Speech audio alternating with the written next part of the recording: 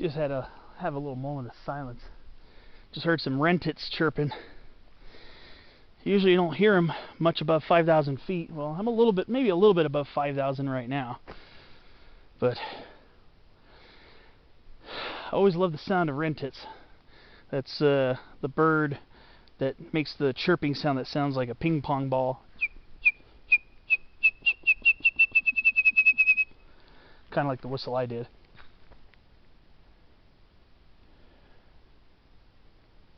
Now it's all quiet, now that I've turned the video on. Well, botanically speaking, here we got some pine golden bush, Ericameria pinnifolia. Beautiful shrub. It smells like pine, I'll tell you that. And here's western chokecherry. You're looking at a leafless plant. How the heck do you know what it is? Tell by the buds. These little stalks are where the fruits, the little cherries hung on. That's how I can tell this is a western chokecherry, Prunus virginiana variety demissa, as opposed to the bitter cherry, Prunus marginata, which doesn't grow its cherries along a stalk like this. They're kind of bunched.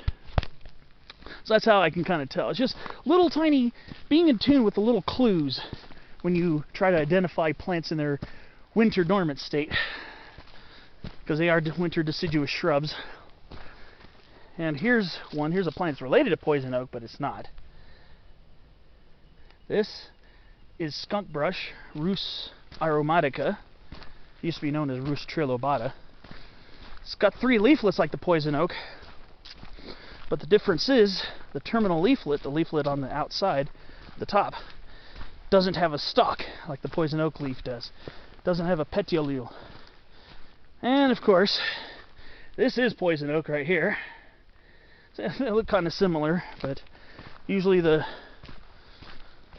skunk brush is a little twiggier and presets its flower buds. Let me go back to it and show you what I mean.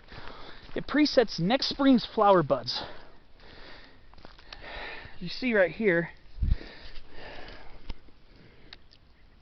the end of the twigs, kind of see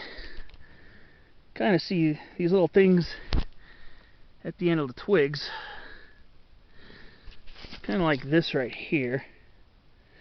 Those are next year's flower buds. That's another way you could tell a dormant skunk brush from a dormant poison oak. Dormant poison oak does not preset its flower buds. Fruits are much different too. The fruit on poison oak is a whitish, kind of a whitish berry-like fruit, or a berry. I don't know if it's technically a berry or not, but I think it is. Whereas Rhus aromatica, its fruits are kind of flattened and much larger, and they kind of reddish. And I think you can make a tea or a beverage out of them, I believe.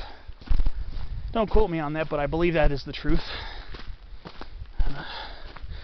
They both turn brilliant colors in the fall. Poison oak and skunk brush turn anywhere from yellow to deep crimson with all the brilliant mixtures in between. So they're also very showy in fall, but as you can see, they drop their leaves much earlier during the season.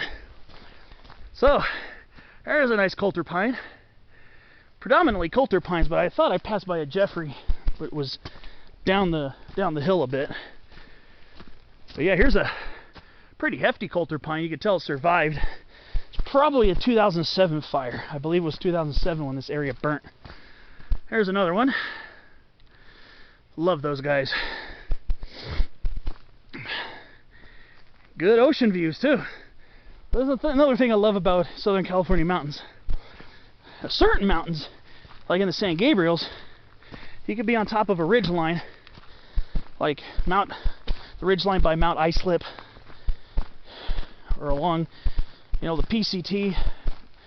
You can look out to your south, see the ocean, look out to your north and see the desert. Here, you don't really get to see the desert too well, I don't believe, unless you're at the top of Palomar. You might be able to see it. When I went, it was foggy and cloudy, so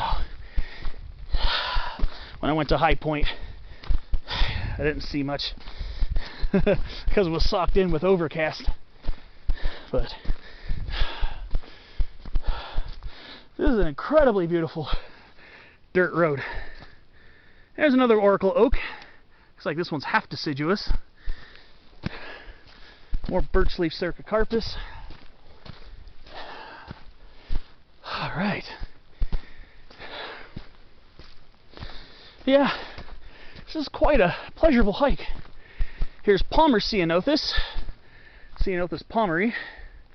This one is typically either semi-evergreen and holding most of its leaves, or sometimes semi-deciduous, losing a lot of its leaves. And again, here's another Oracle oak. I've seen quite a few of them today.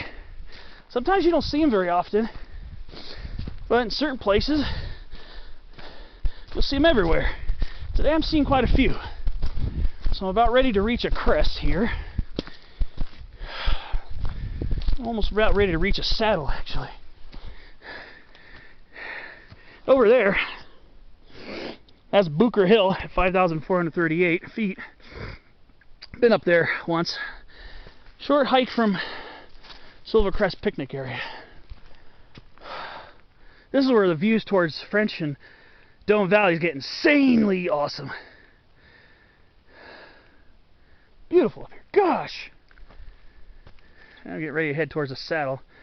So, I'm going to give it a rest right now and keep on hiking.